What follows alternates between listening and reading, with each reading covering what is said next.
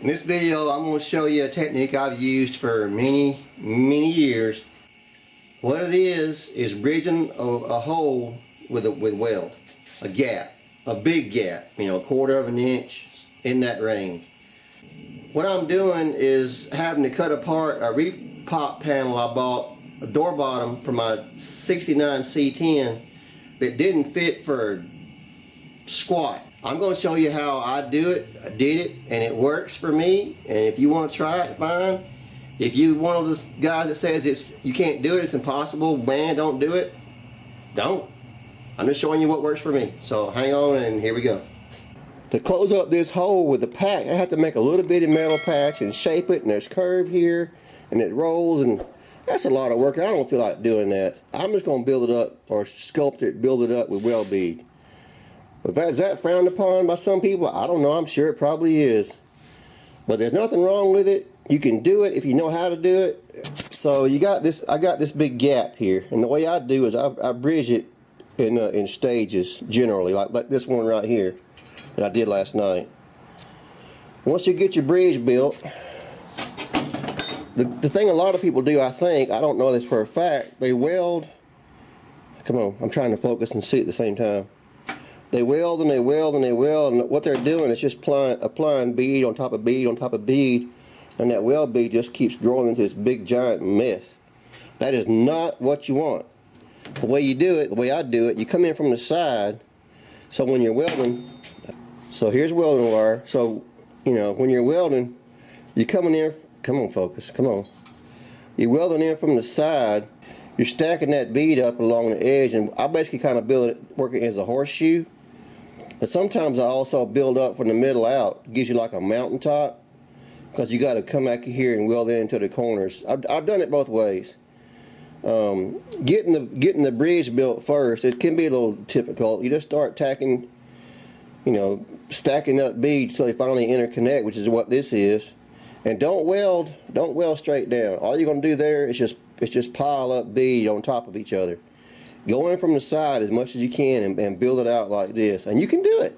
It works. I've done it. This whole back section right here that you see, right here, that's all. This is all sculpted with weld bead.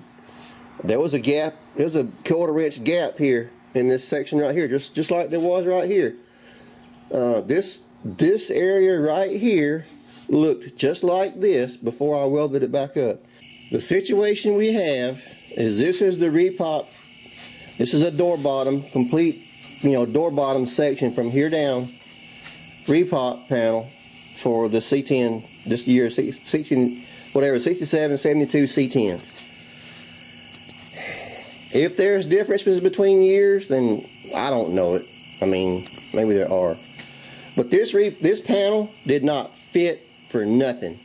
When I put it on the door originally, and I've got photographs, that's another video, I had to cut the end off, I had to cut this off, I had to reshape the back side. I've cut and hacked this thing to death to get it to fit this factory, because from here above is a factory door. The bottom of it was rotted away, obviously, that's why I replaced it.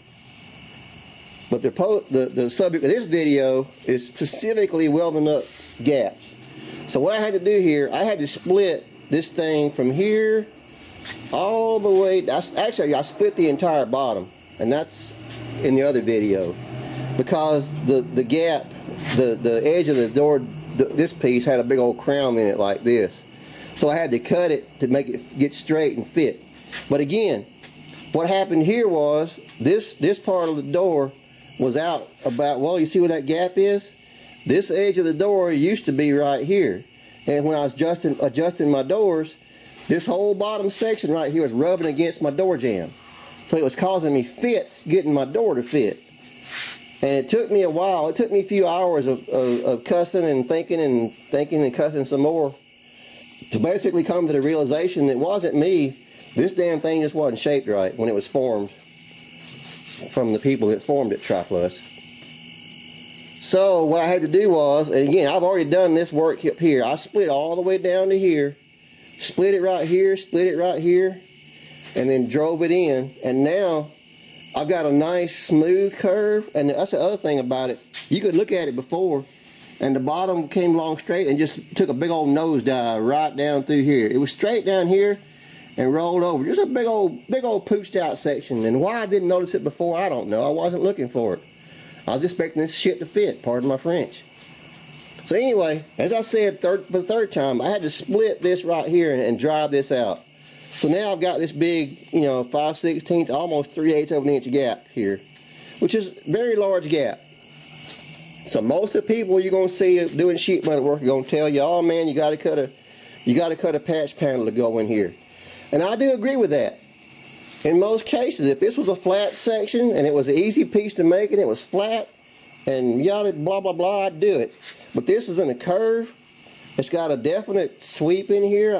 It had to be curved and curved this way. It'd be a pain in the butt to make it. So I'm going to do what I do. I'm going to sculpt it out with weld bead. And I'll use the word sculpt because if you say just filling it with weld bead, I mean, that's what you're doing, but you're sculpting. There's people that sculpt metal every day with welders and all kind of stuff. And they're artists and they get all kinds of credit and blah, blah, blah. And if I go do it on sheet metal, somebody calls me a butcher. Well, no, So let's just continue on. Now I got this hole right here. I'm going to weld up. Right here, and then I got some over here. You probably can't, I think you can see that from where you are. So first thing I'm going to do is go back in here and add another bridge or two before I weld the big hole up. That helps get you started. So we're going to do that first. And also I want to mention about the heat for your welder. You want to have enough heat that you're burning in, and not, if you got a cold weld, all you're doing is stacking, again, you're just stacking blob on top of blob. You don't want to be doing that. Have enough heat to get that weld to burn in good. I wish I had an arc shot camera with a filter that I could do those nice arc shots with, but I don't have one. Maybe if my channel gets monetized one day, I can afford to buy one of those cameras and get a filter for it. I'd like to show some of my welding, but anyway, so first thing I want to do is make a few bridges right here. And it always works better with the ground. Golly. No, I got the ground. Just didn't have it grounded in the right spot.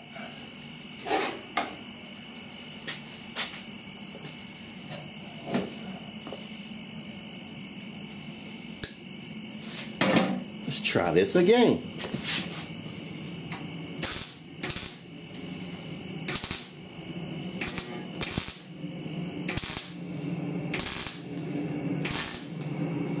And the gas should be cut on too. I'll get here in a minute.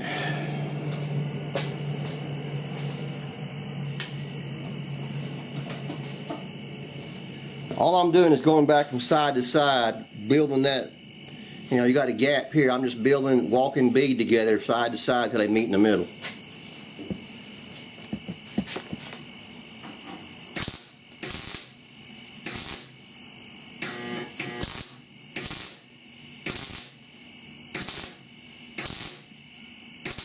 Alright, there's one.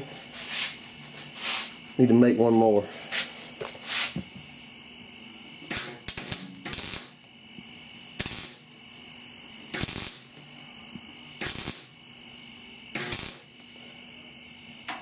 Actually, I'm not going to do one. That's pretty big right there. I'll just bridge that out forward. So what I'm doing here, this is come on, camera. This is an angled, damn it, this is an angled corner. Well, you can't tell. This is an angled corner here with a fillet. There's a nice little fillet in there. So what I got to do is put enough bead in there up on this top edge to get my fillet. And I'll show you again how I did it. Now, one thing to notice on this, you probably can't see it here, but that bridge I just made is just what I talked about. Blobs on top of blobs. So I want to come back and grind that down before I weld into it. But now I'm going to go ahead and weld this hole up because these are already in the proper height.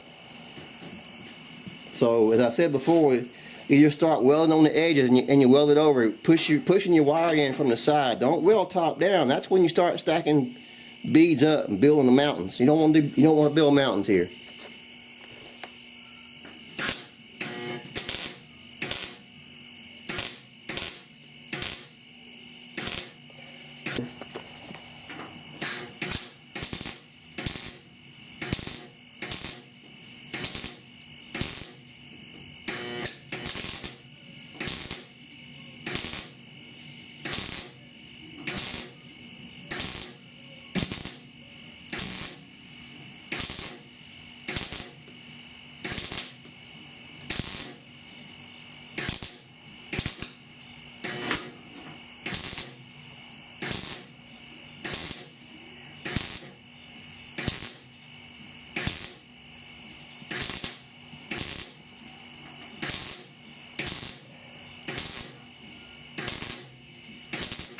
Alright, we'll stop and let that cool. In the meantime, I need to grind down that tack that I put in, that bridge tack, because it's way too high.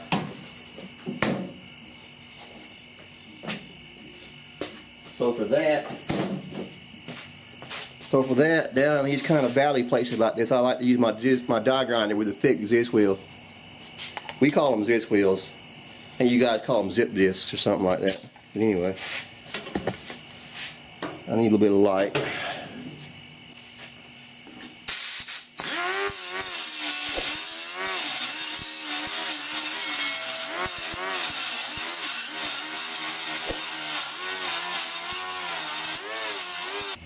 I just welded this big gap up, roughed it in with a grinder, and now I'm going to come back with my new little, it's not new, this is a light duty version of one of these little belt sanders. It fits in here perfect, it's just no reason not to use it. So let's see what we can do here.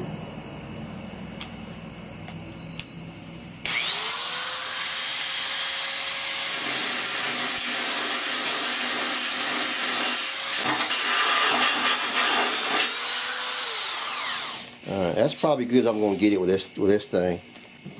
Let me run my file over it just to see what I got. This will tell the tale right here.